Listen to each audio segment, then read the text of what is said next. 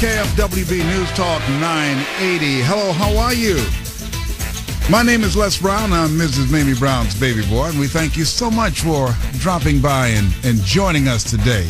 And I want to just tell you up front that this program is a different kind of program. This program is designed to inject positivity in your day in the midst of all the negative stuff that's going on. And here's the good news for you, that as a result of listening, you're going to feel better. You're going to be more motivated. My voice as I speak will override all of the negative thoughts that you might have about yourself. As I speak to you, the laughter and the good feeling that you have will alleviate many of the things that's stressing you out in life. So in short, it's just good for you completely to listen to the program and tell other people to do the same thing as well. All right? Thank you very much.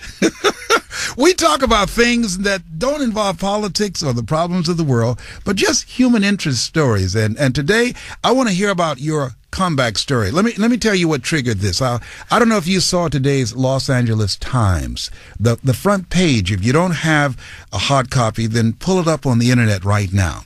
Okay, I like to read newspapers. I'm not those people that like to read Kindles. I have to have a paper. I got to have a book in my hand. I got to hold something. I'm old-fashioned.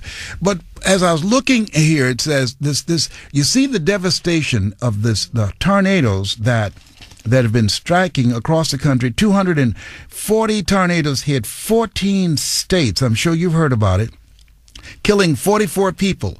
And it may be the largest outbreak in U.S. history.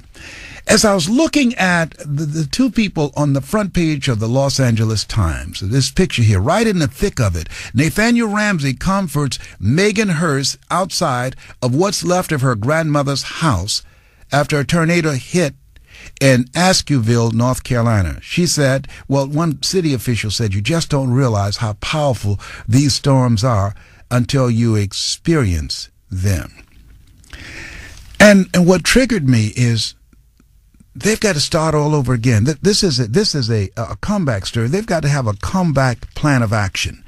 All of us at different times in our lives have experienced some hurricanes, some earthquakes, some tornadoes, some emotional tornadoes where somebody said after being married for many years, I don't want to do this anymore. I'm out of here. Or either you lost your job or something happened as a result of a sickness that you had to come back. You had to get yourself together. You had to pull yourself together. I have a friend named Carol Briggs. She's a principal. She's an educator. She loves working with kids.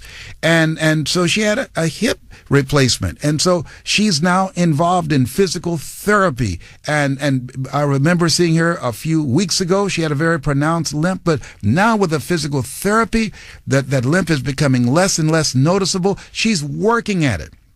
She's involved in a plan of action that she's implemented to not only to rehabilitate herself physically, but she is now coming back to use her talents and skills in education in a different kind of way, to not only use it to impact the lives of kids, but to impact the lives of teachers and principals and parents, and to travel nationally and internationally. She is coming back from this hip injury, this hip replacement. She's coming back.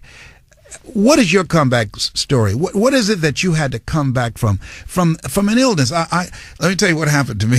I tell everything. You listen, you'll find everything about me. My mother said that my mouth was like a refrigerator, can't hold anything.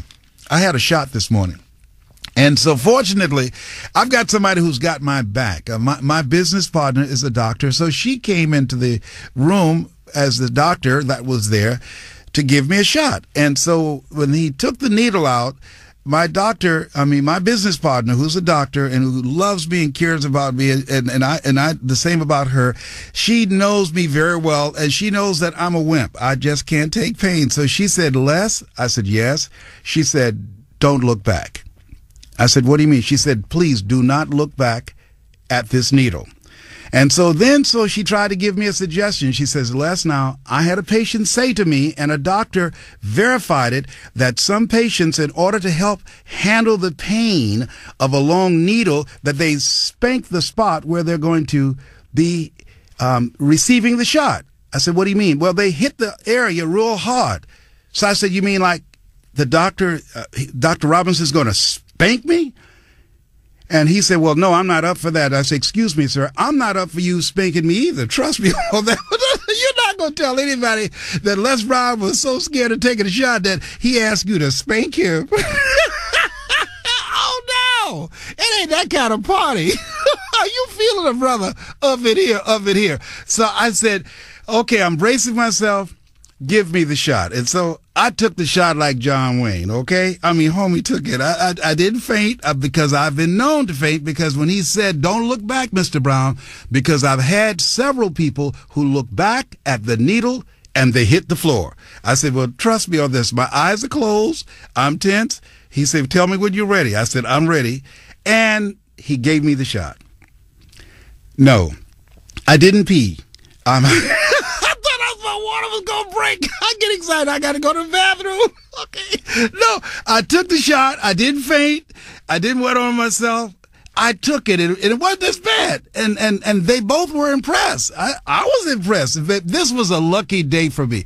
I don't know where I developed this fear of getting shots. I think watching Dr. Johnson when I was a kid, this is time doctors used to come to the house, and my mother running all over the house, she was afraid of needles, and I picked that up. So I'm overcoming that.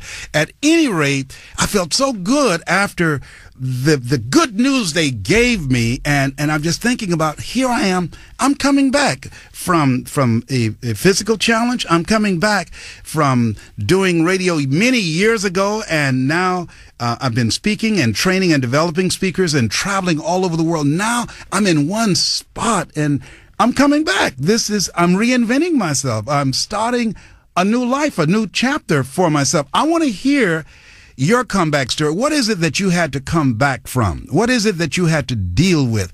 And how did you handle it? Willie Jolly, a friend of mine, he wrote a book. I love to quote it.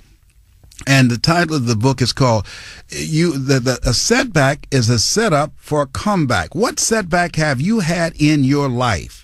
In some area of your life that you had to come back from, that demonstrated your comeback power. I want to hear your comeback story.